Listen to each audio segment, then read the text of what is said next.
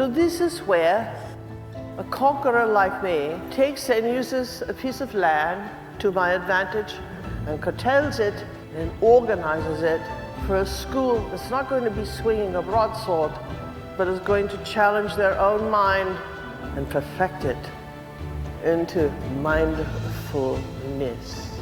And we do that in here, in sending and receiving, remote view, and how about blindfold archery?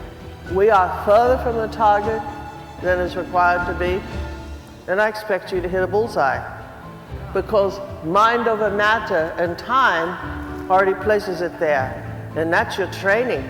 In practicing it, you begin to develop a neural net that can look at current events and understand it in pure common sense. And that, my beloved people, is on the path to prophecy.